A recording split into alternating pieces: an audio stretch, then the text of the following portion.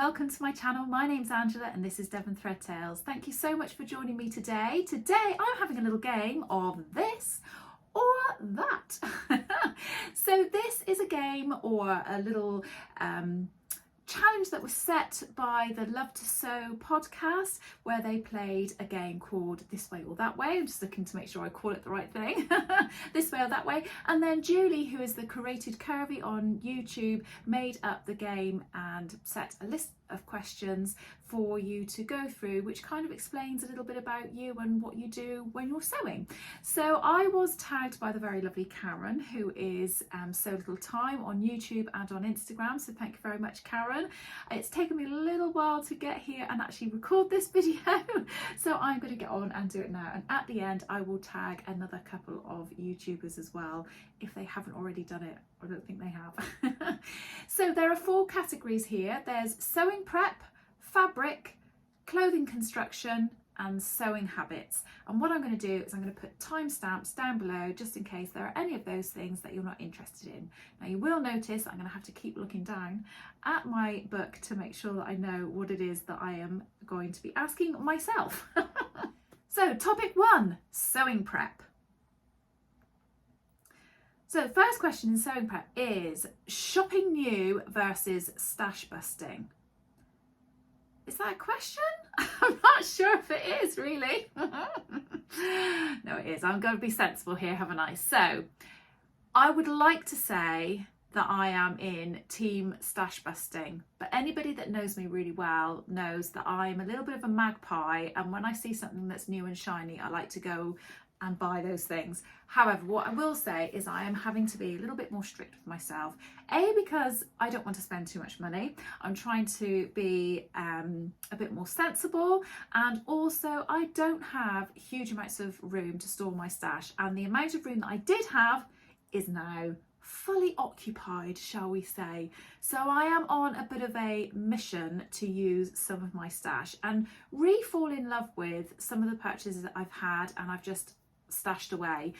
What I will say is if I come across anything that I don't like, I'm going to try and sell, and then when I've got a bit more room, I might go back to buying again. So yeah, so it's not a very clear answer, that one, is it? I do want to say I'm a stash buster, but I do like to buy. I've just got to be honest, haven't I?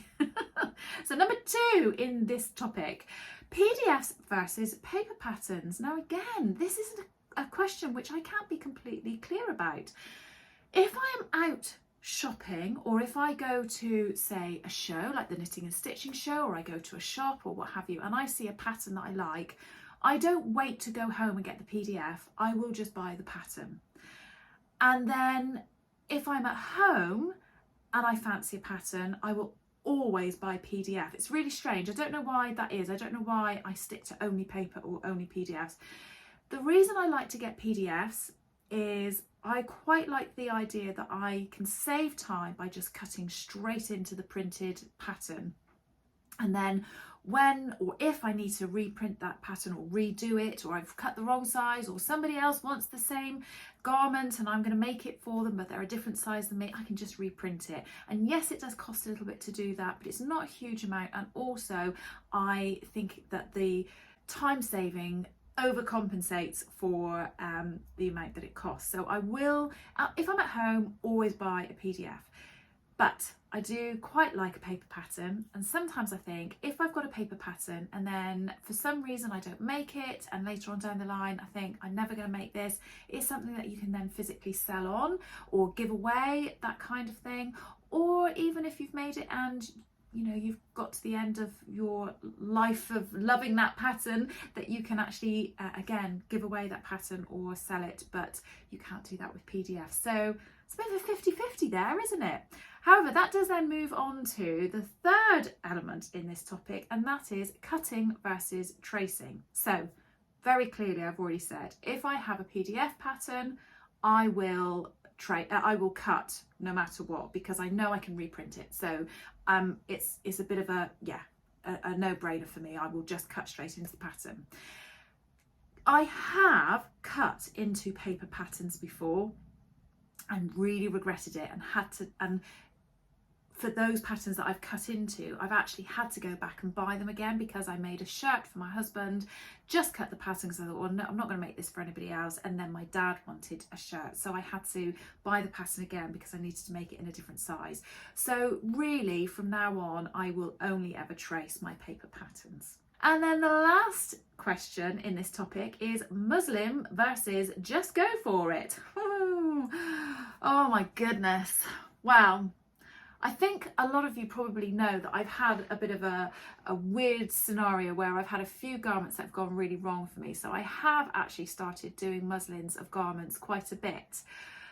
And I think if it is definitely a fitted garment or something, say like a pair of trousers or something like that, I will muslin the most basic element of it that I possibly can. But if it's a jersey garment, I'll just go for it. I don't ever muslin that. I don't see the point in that because jersey's so forgiving, isn't it? And if needs be, it's much easier to tweak a jersey garment. You can take it in. Obviously, if you make it and it's too tight, you can't tweak that. But I've never really had that situation, so that's not too bad. But yes, probably I would say I haven't been in camp muslin, but I now firmly am, or toile, should I say toiling? I've never been in that camp, but I think I am moving into that when it comes to woven and particularly fitted garments. Topic 2, fabric. First question in this is in-store versus online. Well, this is taken out of my hands a little bit. I have one really good fabric shop, which is really close to where I live, and that is Makeup 140, and I love to go there and I love to see, smell, feel, you know, everything that what all fabric lovers love about going into a fabric shop. That's really nice to go and do that, and if I can, I will buy my fabric there. However, there's obviously only a certain amount that Lizzie, who's the owner at Make 140, can stock, and it's not always to my taste, so I might want to look online. And so quite a lot of my purchases are done online, but that's because I have no other choice. So if I had the choice, I would go in store, but I don't have that choice always readily available to me, so it has to be online. 2, knit versus wovens. I don't think I'm being very clear on any of these. I love a knit garment. I'm wearing a knit garment today. I'm wearing the Deer and Doe Givre, which is a dress. Really nice, really comfy. They're easy to sew, they're easy to fit. I love all that kind of thing. But I love the look of a woven garment, and I quite enjoy sewing with woven fabrics as well. Not because the stability of them is better, because I don't particularly find sewing with knits and jerseys difficult. I just really like both for all the reasons that they are nice. So, a jersey garment is lovely because it's comfortable and it is easy to fit. And I think, yeah, I just love a jersey garment. But I really love floaty dresses, and I like the look of shirts and blouses, and I like denims for jeans and things like that. So again, I'm a little bit 50-50. Shall I see if I can... What shall I say? Which way should I sway mostly to? I think I'm going to sway more to woven than knits, but it's a really fine line. Number 3 in this topic is tumble dry or hang to dry. So I have got a tumble dryer, but it's been broken for over 12 months and I haven't had it fixed. So I don't use my tumble dryer at all. I do hang everything. But if I had my tumble dryer, I would still always hang my garments, my fabrics, etc. to dry that I'd handmade. I never want to risk damaging that in my tumble dryer. The only thing I ever used to tumble dry that I had handmade was a few pairs of pants that I'd made.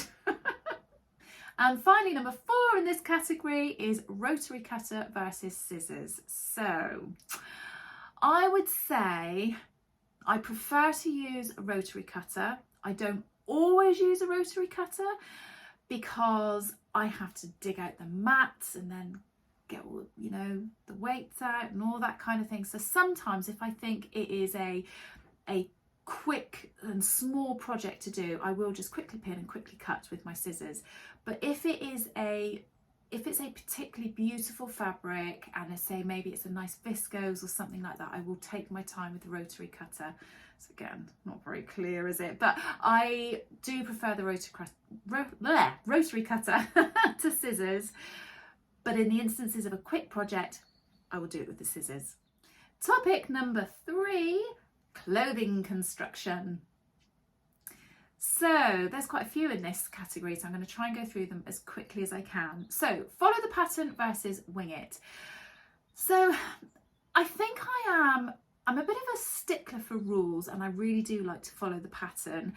But if there is ever anything where I think I've done that before on a different pattern and I prefer the way that I've done it previously, I will do that and not do as the pattern says. But that's not me winging it. I still have read the instructions, but then have decided on my own preferred method, if that makes any sense. So I am definitely a follow the pattern person rather than a wing it.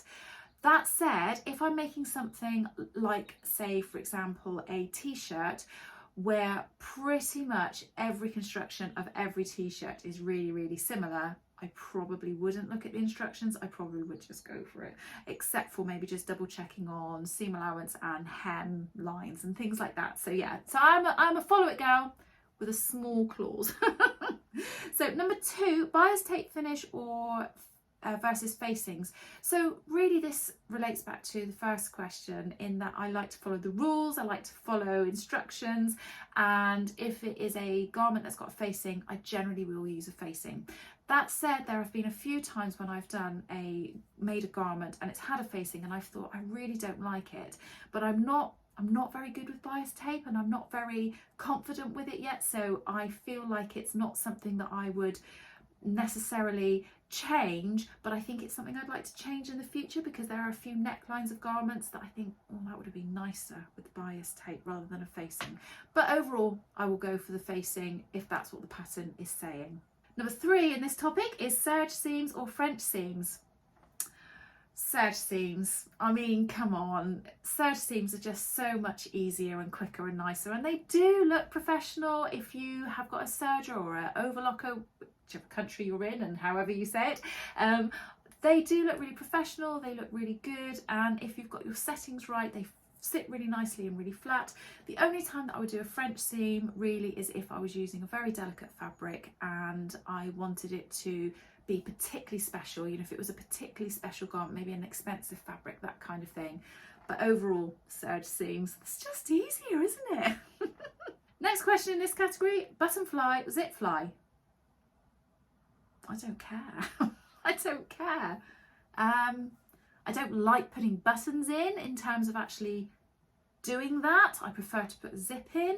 So I suppose in that respect it would be zip, but in terms of wearing it, I don't care. I'd wear either. So not really got a particularly strong opinion on either of those, if I'm honest with you. Next one in this topic, button by hand or machine sew button.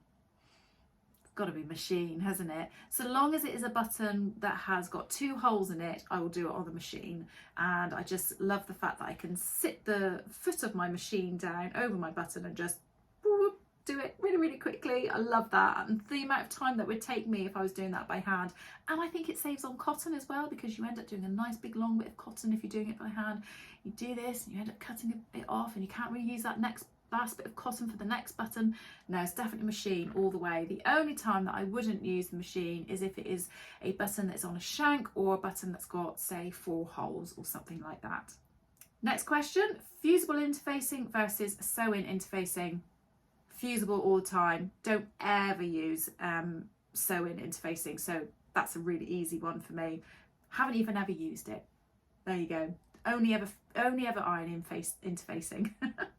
Next question, snip as you go or all at once. So I think this is relating to thread tails when you're sewing, and I try and remember to snip as I'm going, but what I tend to do is when I go to my ironing board, I take my little snip scissors with me, and as I'm ironing, if I come across a thread, I then snip as I'm doing that.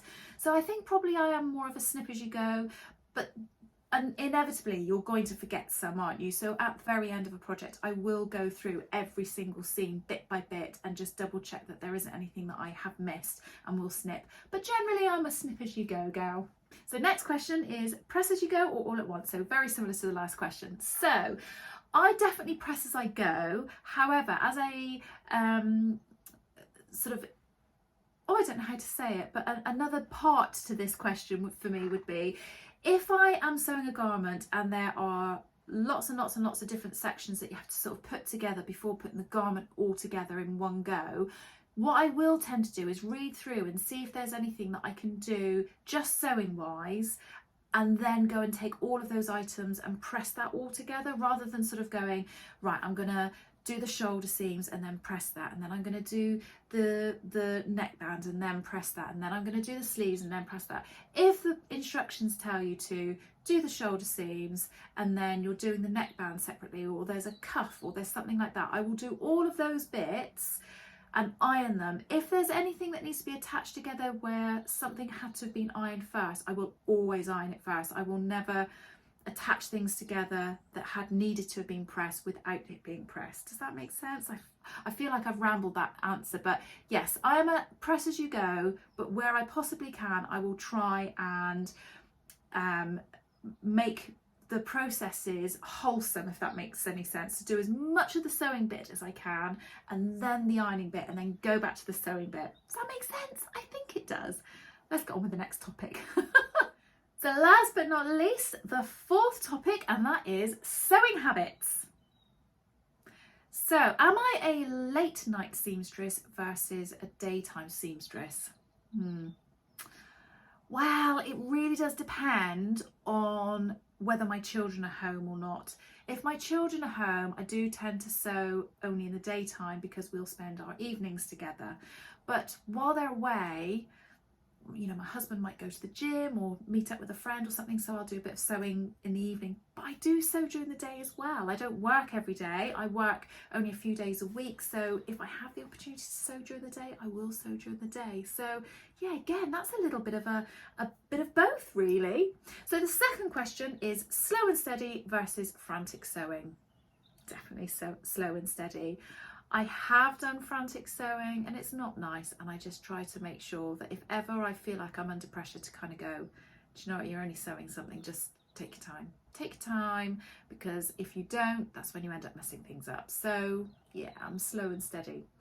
And you'll be pleased to know this is now the last question in the this or that, and that is tidy as you go. I find this one quite funny. Tidy as you go or one big cleaning session. So I like to think that I tidy as I go, but then I'll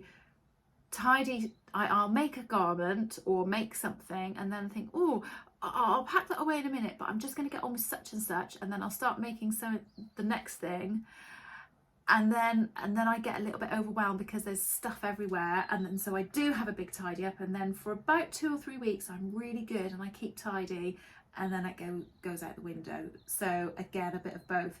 I'll have a big tidy up and I'm really good for a bit, and then I'm not. Is anybody else like that? Let me know. So I am going to tag 2 people to take on this challenge. Do not feel under any pressure whatsoever to do this challenge. It is absolutely fine if you decide not to do it.